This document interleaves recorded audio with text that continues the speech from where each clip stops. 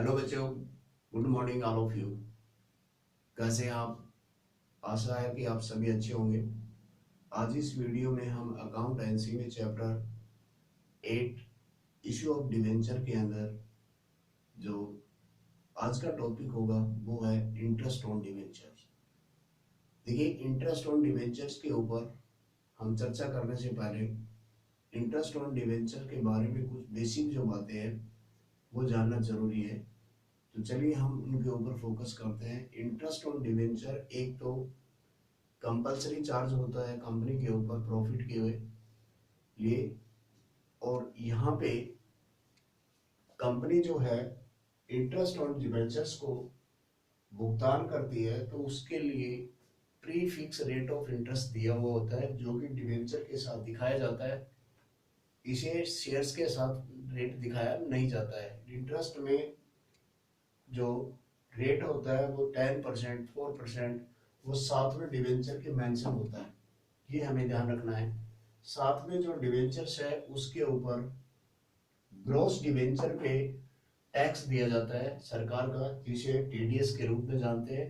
और ये टीडीएस है प्रिस्क्राइब्ड रेट के ऊपर होता है जो ग्रॉस के ऊपर चार्ज होता है। इसके साथ जो ग्रॉस के ऊपर जो टीडीएस चार्ज होता है उसे शेयर होल्डर के ब्याज में कंपनी को गवर्नमेंट अकाउंट के अंदर जमा करना होता है। ये भी हमें यहाँ पर कंपल्सरी ध्यान रखना है। इसके साथ साथ जो इंटरेस्ट है उसके साथ में कुछ ऐसी दो बातें हो सकती है। एक तो interest accrued but not due, और एक इंटरेस्ट अक्रूड एंड ड्यू भी हो सकते हैं। तो यहाँ पे हम दोनों को ही शामिल करना है। इसके एक एग्जाम्पल के माध्यम से हम समझ सकते हैं। यदि एक कंपनी जो अपने डिवेंचर के ऊपर इंटरेस्ट का भुगतान 30 जून और 31 दिसंबर को करती है, लेकिन यदि कंपनी 31 दिसंबर के को जो उसे भुगतान करना था यदि उसे भुगतान नहीं करती है तो 31 मार्च को जब जो अकाउंट्स मेंटेन करेगी तो इस तरह के जो डिवेंचर इंटरेस्ट है डिवेंचर पे उसे अक्रूड एंड ड्यू इंटरेस्ट के रूप में कंसिडर करेगी। लेकिन यदि 1 जनवरी से लेके 31 मार्च का इंटरेस्ट जो होगा जिसकी डेट 30 जून को नेक्स्ट ईयर में पड़ेगी उसे हम interest accrued but not due के रूप में देखेंगे। अब हम यहाँ पे चर्चा करते हैं कि जो इंटरेस्ट है उसकी जर्नल एंट्री कंपनी किस प्रकार से बनाती है।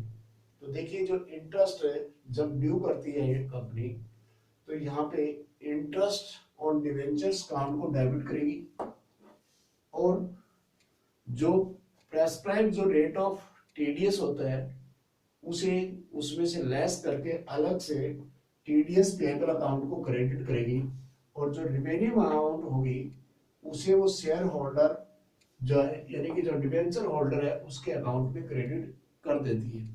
अब कंपनी क्या है कि जो डिवेंचर होल्डर को भुगतान करेगी तो जितनी अमाउंट डिवेंचर होल्डर को भुगतान करेगी तो डिवेंचर होल्डर को डेबिट करेगी और बैंक को क्या कर देगी, क्रेडिट करेगी। तो इस प्रकार से ये एंट्री करने के साथ ही जो टीडीएस जो है जो उसने डिडक्ट किया था उसका भुगतान करना होगा, उसे गवर्नमेंट के अकाउंट में जमा कराना होगा। तो टीडीएस का अकाउंट को क्या करेगी, पेबल को डेबिट करेगी और बैंक अकाउंट को क्या कर देगी, वो क्रेडिट करके दिखाएगी। इसके बावजूद जितना जो साल में इंटरेस्ट कटा है, क्योंकि बैलेंस शीट के अंदर उसे इंटरेस्ट को दिखाना है, इसके साथ साथ उसे राइट ऑफ भी करना है। तो 31 मार्च को वो जितना साल का इंटरेस्ट होगा उसे statement of profit and loss account को डेबिट करेगी और इंटरेस्ट ऑन डिवेंचर्स को क्रेडिट करके उसे राइट ऑफ कर देगी। तो इस प्रकार कंपनी जो है इंटरेस्ट के ऑन डिवेंचर्स के ऊपर जो है रिकॉर्ड मेंटेन करती है। इसका न्यूमेरिकल क्वेश्चंस नेक्स्ट वीडियो में हम करेंगे। यदि वीडियो आपको पसंद आती है तो इसे लाइक और सब्सक्राइब करें। मेरे को उम्मीद है कि आपको इससे कुछ इस वीडियो से आपको ये कंसेप्ट क्लियर हुई होगी। Thanks, have a nice day.